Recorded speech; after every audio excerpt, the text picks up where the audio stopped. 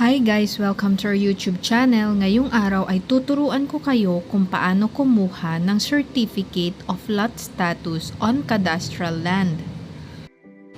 Ang cadastral land ay lupaing bahagi ng malawakang survey ng gobyerno kung saan minapa ang isang buong bayan o lungsod para malaman ang mga tamang hangganan ng bawat lote. Ginagawa ito para malinaw kung aling lupa ang pwedeng tituluhan, alienable and disposable at alin ang pagmamay-ari ng estado gaya ng gubat o kalsada. Kapag ang lupa mo ay may CAD number, ibig sabihin ay rehistrado ang technical identity nito sa official map ng Pilipinas.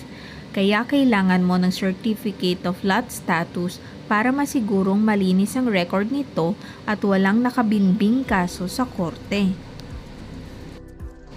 Sobrang importante nito para sa mga property owners at buyer dahil ito ang protection mo laban sa land fraud at agawan ng lupa.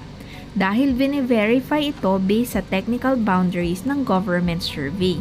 Kung wala ka nito, baka mahirapan kang kumuha ng bank loan, building permit o ilipat ang titulo sa pangalan mo.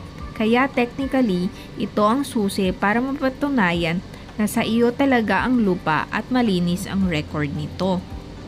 Ngayon, tuturuan ko kayo ng step-by-step process para makakuha ng Certificate of Lot Status for Cadastral Land. Bago tayo magsimula, kailangan nyo ng mga requirements na ito. Makukuha ito sa DENR Regional Offices.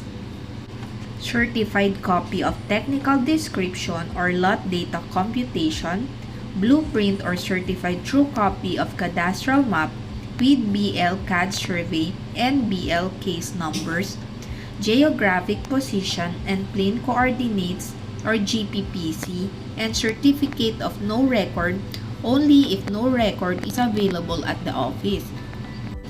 Paalala po, kung representatives po yung magkli-claim po nito, kailangan po ng authorization and valid ID ninyo. After nyo po makomplete yung documentary requirements, sa step 1 na po tayo, application and submission po nito sa LRA. Step number 2, payment of fees. Magbayad lang po ng 190.97 pesos. Step number 3, verification and processing ng LRA. Tumatagal po ito ng 12 days or pwede din pong mas matagal depende po sa LRA.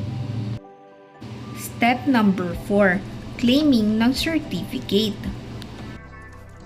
At dyan na po nagtatapos ang ating video. Sana po ay may natutunan kayo at nasagot namin ang inyong mga katanungan.